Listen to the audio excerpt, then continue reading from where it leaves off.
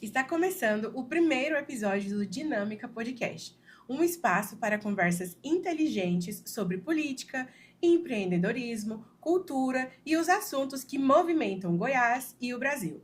Eu sou Luma Silveira, jornalista, e estou apresentando hoje o Dinâmica Podcast e recebendo também a professora Ailma Oliveira.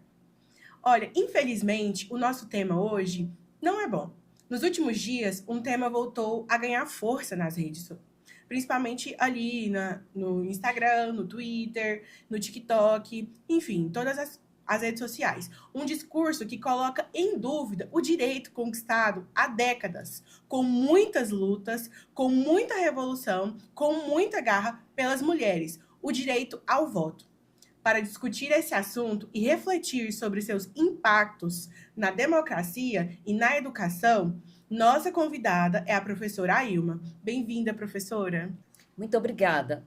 Eu sou a Ailma Maria de Oliveira, sou professora, dirigente sindical, estamos na organização do Sindicato dos Professores na Regional Sindical de Aparecida de Goiânia, também na Intersindical e com muito orgulho faço parte da direção do PSOL.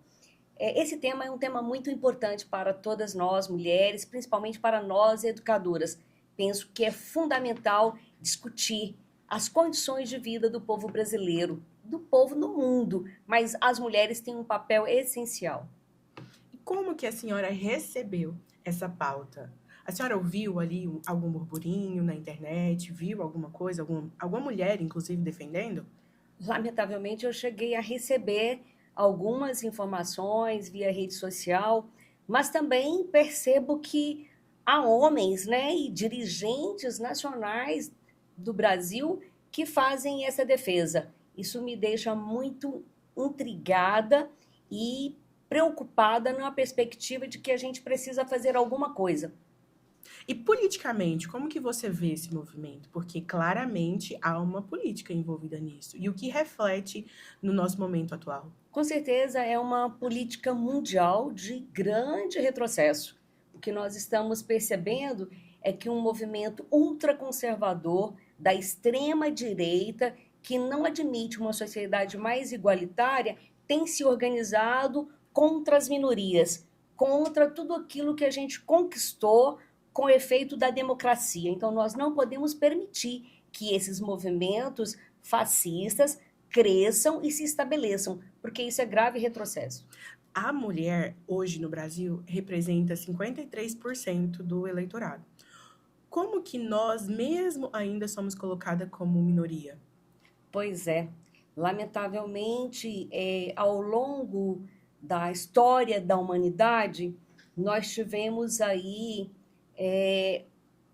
muito tempo de não reconhecimento do papel da mulher. Né? A sociedade patriarcal sempre referendou o homem como uma figura de poder masculosa, né, forte, e colocava a mulher no papel secundário. Embora toda a sociedade dependa da maternidade, dependa da força da mulher, inclusive para ter vida, mas foi colocada para a vida privada, né? E ao homem a vida pública. Então, nós tivemos aí alguns avanços com a democracia, com a conquista do voto, com a conquista do direito ao trabalho, com as conquistas dos direitos sociais. E aí, quando a gente vê que a sociedade está avançando, inclusive para um mundo melhor e mais justo, há um incômodo de alguns que não permitem que haja essa igualdade. Então, é necessário que a gente reflita por que isso incomoda. Excelente, professora. E assim, eu vejo que o direito do homem, ele vai onde ele está. Então, o homem pode viajar em qualquer lugar do mundo, que lá estará o direito dele. Mas o da mulher, não. E, assim, dependendo de onde a gente vai, a gente não pode nem usar as mesmas vestes. Nós precisamos nos cobrir totalmente. Nós não podemos fazer zilhões de coisas, né? Eu não posso nem colocar uma ou duas, são muitas. Então, o que isso representa para a nossa democracia? Se esse tipo de discurso avança, como que nós, como sociedade, aqui no Brasil e no estado de Goiás, que é um estado que a gente pode sim colocar que ele é conservador, Como que a senhora vê que futuramente nós vamos ficar? Porque fere a nossa democracia. Eu não tenho dúvida que você ter essa discussão num momento em que a sociedade trava um debate sobre a humanização das relações, e inclusive com a conquista dos direitos legais, constitucionais, a partir de 88, muito antes, né? Em 1932, com a conquista do voto, com a luta que tivemos, muito grande, né? Para que as mulheres pudessem ter direito não só de votar e serem votadas, foram se ampliando projetos de leis, foram se conquistando direitos que precisa ainda serem consolidados. Porque uma coisa é a Constituição conquistada em 1988, outra coisa é o direito de fato sendo respeitado e estabelecido. Então, nós precisamos ter uma preocupação e um olhar histórico para esses avanços, para que a gente não possa ter esse retrocesso. O direito de vestimenta, o direito à maternidade, o direito não só de ter o respeito familiar, mas o respeito na vida pública, na vida política, precisa ainda ser uma conquista de todos, não só das mulheres, mas da sociedade que nós queremos. Recentemente, a Michelle Bolsonaro, que é claramente uma ativista do movimento que, não vou dizer que barra o direito da mulher, mas que coloca a mulher como subjugada ao homem. Ela foi nas redes sociais e falou que o Flávio Bolsonaro fez milhões de coisas com ela. Como que a senhora vê e percebe esse discurso de uma mulher que claramente apoia, mas que agora ela sentiu na pele? Então, ela viu a necessidade que é o feminismo na nossa vida, diariamente, mas ainda assim ela não entendeu que ela precisa se colocar como uma mulher que luta pelos direitos. Talvez ela tenha um pouco de medo de expor que é quem ela precisa ser e fica atrás das pessoas. Eu não acho que ela é boba, eu não acho que ela é ingênua, inclusive eu acho que foi uma jogada muito boa dela se distanciar ali, politicamente falando, mas não vamos entrar nesse mérito, né? Vamos falar sobre como a senhora vê que ela pode entrar nesse aspecto e se ela realmente consegue perceber e o que faz as mulheres não perceber que elas estão lutando contra os próprios direitos. Eu acho que essa é uma questão muito importante, porque nós temos hoje alguns espaços que qualquer cidadão, qualquer cidadã participa. O primeiro espaço é, de fato, a família, onde nós nascemos, onde nós somos educados, e depois nós temos a igreja, a escola, o trabalho, a sociedade de uma forma em geral. Michelle vem com uma tradição de ser altamente conservadora, altamente retrógrada aos direitos das mulheres, aos direitos da sociedade, e inclusive fez inúmeros discursos, não só ela, como a grande comadre dela, que é a dona Damares, mas que agora ela sente na pele que o direito que ela gostaria de ter no espaço político está sendo retirado, né, pelo clã Bolsonaro, ao qual ela pertence. E aí ela vem com esse discurso de mulher que não está sendo respeitada pelos direitos feministas, mas ela não se auto-intitula feminista e nem aceita esse título, né? Eles, inclusive, usam o termo feminina, né? O termo mulher. E aí é preciso que a gente resgate a conquista fruto da luta das mulheres. Essas mulheres que tiveram, né, não só vidas ceifadas, né, toda uma história para poder chegar aonde nós chegamos, de repente ainda não tem o reconhecimento para esse espaço na vida pública. E aí eu quero chamar a atenção, inclusive, de quem ainda tem alguma ilusão com o clã do bolsonarismo para dizer, lamentavelmente, não só são altamente conservadores da extrema-direita, mas totalmente contra os direitos humanos. Não é só contra os direitos das mulheres, é contra a liberdade, é contra a oportunidade, inclusive, de ter avanços aqui para que as pessoas possam viver melhor, para que as pessoas possam viver com dignidade. Então, nós precisamos pegar esse momento, esse tema, e chamar né, não só as mulheres, mas a juventude e toda a população de uma forma em geral, para dizer, nós não podemos permitir retrocessos, nós temos que avançar. Excelente. E a senhora trouxe um ponto muito importante sobre ser feminina e não feminista. Mas a senhora está aqui com o cabelo maravilhoso, com maquiagem, muito feminina, e mesmo assim é feminista. Como que é esse processo para a senhora? Dá para ser feminina e feminista? Claro, nós queremos direitos iguais, mas nós sabemos reconhecer as nossas diferenças, as nossas especificidades, e é fundamental que a gente tenha cuidado, né? E o cuidado com o corpo é também o cuidado com a saúde. Nós queremos estar bem fisicamente, estar bem mentalmente, e é por isso que nós, mulheres, lutamos para que sejamos reconhecidas e valorizadas. Nós queremos combater todas as formas de violência. E a violência do corpo, que muitas vezes é utilizado como mercadoria, é um combate que o feminismo faz, né? As feministas lutam para que não seja uma exploração dos seus corpos, mas que seja valorizada a sua mente, o seu trabalho e a sua contribuição para a sociedade. Muito bem. E eu vejo que a senhora, como uma professora e vice-presidente do Sintego, é uma formadora de opinião. Como que a senhora enxerga que possa melhorar ou trabalhar ali dentro das escolas o nosso futuro, para que a gente não retroceda? A gente deveria levar mais histórias de como foi a conquista do voto, ou como a mulher era incluída na sociedade brasileira antes. Como que a senhora vê que pode ser tratado isso? Sim, a escola é um espaço fundamental de formação humana. Nós sabemos que vários espaços eles contribuem para a educação, a família, a sociedade.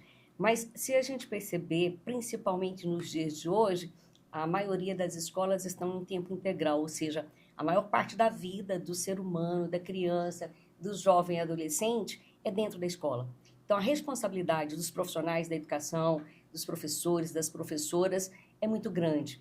E a maioria, né, dos professores são mulheres, principalmente na educação básica. Então, nós mulheres, professoras, podemos e devemos educar para essa sociedade que nós queremos, no combate a todas as violências, e inclusive no respeito ao direito das mulheres. E é necessário que a criança, que o jovem, que todo cidadão que está sendo formado conheça os avanços. Nós temos um dado que é pouco conhecido e que precisa ser mais divulgado, é que as mulheres, ao chegarem no espaço de poder, e isso é uma pesquisa não só latino-americana, ela já avança um pouco mais, que as mulheres que dirigem países, que dirigem estados e nações, são muito menos corruptas do que os homens. Então, esse é um dado importante para a gente discutir. A mulher pode não só votar, mas ser votada e exercer espaços de poder. Incrível. E, professora, mais uma pergunta, assim, que eu acho extremamente importante. O feminismo, ele sofre muitos ataques e, principalmente, notícias falsas. E pós-verdade também. Então, por exemplo, acontece uma coisa, e aí a pessoa pega um pouco daquilo e faz com que se torne uma coisa gigante. Eu acho que acontece muito no feminismo. Por exemplo, mulheres que, não depilam o sovaco. Uma coisa que é normal, é uma escolha própria, se você quer, não quer, mas parece que quando você fala que quer o direito das mulheres, como o direito dos homens de ir e vir, de usar, de ser, de poder, eles pensam, então você não quer se depilar. Um exemplo simples, mas que deixa muito claro uma ilustração, né? Então, como que nós podemos, ou como que a senhora consegue desconstruir essas coisas que são criadas, assim, no seu ambiente, claro que a senhora influencia, mas também o que a senhora acha que nós devemos fazer? Na verdade, tem muitos mitos, né, em relação ao feminismo, em relação à luta das mulheres. Inclusive, que a gente quer ocupar o lugar dos homens. E não é verdade. É necessário que sejam respeitados homens e mulheres e que a sociedade, inclusive, respeite não só as orientações sexuais, a dignidade do ser humano de escolher com quem ele quer viver e ser feliz, mas em relação ao uso do seu corpo, né? que é o pelo? O que é o pelo, né, no cabelo? O que é o pelo na axila? Faz parte da biologia. E aí, se a pessoa quer que ele cresça, é do direito da pessoa de permitir que cresça ou não. Assim como os homens hoje se depilam, inclusive porque é uma orientação médica e física para os atletas, por que não as mulheres terem o direito de deixar seus pelos crescerem? Então, assim, isso é um absurdo de querer comparar, de que as mulheres estão querendo se masculinizar. E se quiser, né? Qual é o problema que existe nisso? Então, é preciso que a gente respeite os direitos individuais. E aí a nossa luta é justamente para isso, para que se avance no direito de respeito ao outro. Nós queremos uma sociedade melhor e mais justa para todos, mas é preciso também que a individualidade do ser humano seja respeitada. Por exemplo, essa questão de algumas mulheres estarem na frente da luta contra o voto das mulheres. Tá, eu respeito. A mulher que não quiser votar é um problema dela, é um direito dela. Agora, ela querer que as outras mulheres não votem, aí é o grave retrocesso. Porque eu posso não querer usar esse óculos, que é uma conquista. É uma conquista da saúde, da tecnologia, para que eu possa enxergar melhor. Mas se eu não quiser usar o óculos, é um direito meu. Agora, o meu direito, conquistado pela sociedade, de votar e ser votada, esse retrocesso eu não posso permitir, assim como nós não queremos a cegueira para ninguém. Então, é necessário que seja respeitado aqui essa grande conquista oriunda de muita luta. É muita luta para chegar aonde nós chegamos. E, lamentavelmente, ainda há pouquíssimas mulheres nos espaços de poder e nós precisamos avançar. O que eu fico um pouco preocupada é o que as pessoas ganham com esse tipo de discurso. Por que as mulheres não devem votar? Por que as mulheres não podem ter o direito de escolher quem as represente? Se somos 53% do voto, por que não devemos? Por que não podemos? Quem sai ganhando com isso? Se a gente não pode votar, nós também não teremos representantes. Se não temos representantes, nós não temos pessoas que pensem em políticas públicas para nós. Então, há pessoas e há mulheres que são contra o básico para outras mulheres, como o absorvente. E são essas mesmas pessoas que falam que são a favor da vida. Mas que vida? A vida pobre não, não é? E, professora, para a gente finalizar, eu gostaria que a senhora deixasse uma mensagem para as pessoas que estão ouvindo, para as mulheres que vão ouvir, para até as crianças futuramente que podem ouvir. E o que a senhora pode deixar para elas não desistirem, para elas se manterem fortes, para elas procurarem, continuarem buscando os direitos delas. Porque as mulheres precisam ser representadas por outras mulheres que carregam força, que carregam lealdade, até mesmo para os homens serem responsáveis pelos filhos que eles colocam no mundo. O que a senhora deixa para essas mulheres? Eu penso na minha mãe, na minha avó, nas minhas filhas, e eu gostaria que os homens e as mulheres que estão nos ouvindo, sejam jovens, sejam adultos, sejam idosos, parem para refletir um pouco na luta dessas mulheres, em toda a contribuição que a humanidade recebeu, não só na questão da família, mas nos avanços que nós tivemos com a redução da jornada de trabalho, que foram mulheres nas fábricas, operárias, que lutaram para que tivessem direito de educar os seus filhos. Todas as mulheres querem trabalhar e ter o direito de também ter vida familiar e de ter saúde.